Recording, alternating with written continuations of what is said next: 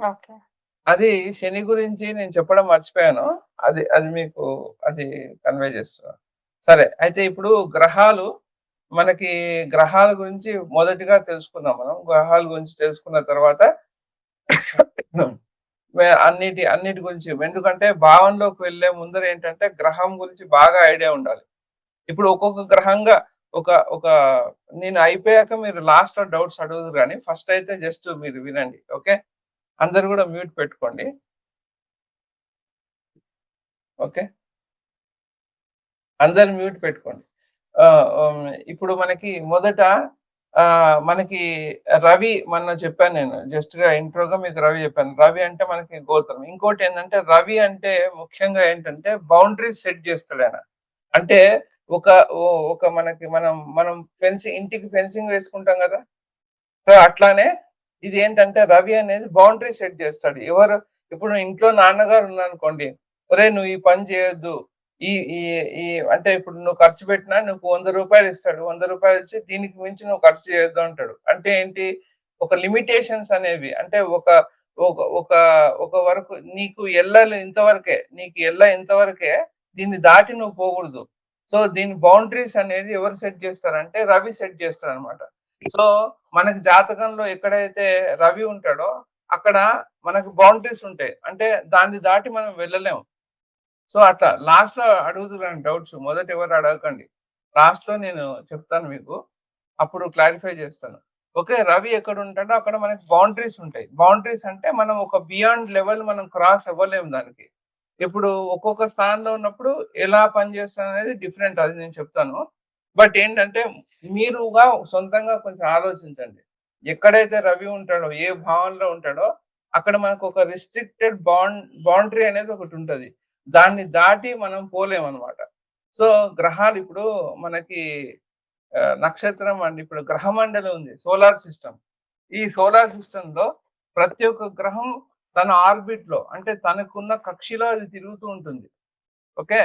తనకున్న కక్షలో అది తిరుగుతూ ఉంటుంది. ఆ కక్షలో తిరగడం అనేది ఎవరి ద్వారా ఆ కక్ష ఏర్పడుతుందంటే అది రవి ద్వారానే ఏర్పడుతుంది. ఇప్పుడు బుధుడు చాలా దగ్గరగా ఉంటాడు. శుక్రుడు చాలా దగ్గరగా ఉంటాడు. ఓకే. ఈ 2 గ్రహాలు సూర్యుడికి చాలా దగ్గరగా ఉంటాయి. మిగతా అంటే ఒక్కొక్కరికి ఒక్కొక్క స్పేసింగ్ ఇచ్చాడాయన. ఆ స్పేస్‌లోనే నువ్వు మూవ్ అవ్వాలి. ఆ స్పేస్‌లోనే నువ్వు తిరగడం అంటూ జరగాలి. కాబట్టి అది డిసైడ్ చేసేది ఎవరంటే రవి డిసైడ్ చేస్తాడు. సూర్యుడు డిసైడ్ చేస్తాడు. నీ పరిధి ఇంతవరకే. నువ్వు దీన్ని దాటి నువ్వొచ్చావు.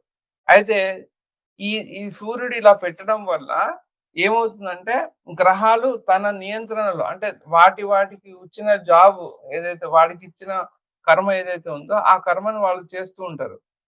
ఇప్పుడు మనం వక్ర స్థితిలో ఉన్న గ్రహం ఏమవుతుందంటే రవి యొక్క నియమాలు దాటి వచ్చిన గ్రహమే వక్ర స్థితి పొందుతుంది. ఓకే. ఇప్పుడు మన జాతకంలో బుధుడు వక్రంగా ఉండడం, శని వక్రంగా ఉండడం, గురువుడు వక్రంగా మనకి ఎక్సెప్ట్ సూర్యచంద్రులు తప్ప నేచురల్‌గా రాహుకేతులు వాళ్ళెప్పుడు వక్రంగానే ఉంటారు. ఎందుకంటే వాళ్ళెప్పుడు గూడా సూర్యుడు ఆదేశానికి వ్యతిరేకంగానే ఉంటారు. ఇంకోటి వాళ్ళు సూర్యచంద్రుల్ని పీడించేది గూడా వీళ్ళిద్దరే. ఆ గ్రహణం అనేది మనం దేన్నేమంటాము? రవి ఇంకా రవిని, చంద్రుడిని గాని, సూర్యుడిని గాని, చంద్రుడిని గాని రాహుకేతులు ఇబ్బంది అంటే వాళ్ళు పట్టుకున్నప్పుడే అది గ్రహణం అని అంటాం.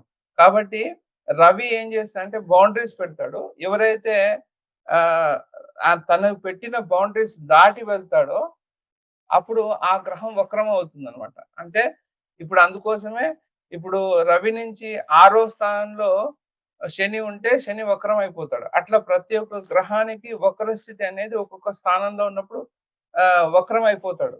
ఇప్పుడు బుధుడు, శుక్రుడు ఆల్‌వేస్ దగ్గర ఉంటారు. కానీ వాళ్ళు కొన్ని డిగ్రీలు దాటి బియాండ్ ముందుకొచ్చారంటే వాళ్ళు వక్ర స్థితి పొందుతారు. అట్లా ప్రతి ఒక్క గ్రహానికి వక్ర స్థితి అనేది మీరు రవి నుంచి ఎంత దూరంలో ఉంటే వక్రం అవుతుంది అనేది మీకు మీ జాతకం చూస్తే అర్థమైపోతుంది. ఎవరికైనా గురువు వక్రంలో ఉన్నా వాళ్ళకి చూడండి.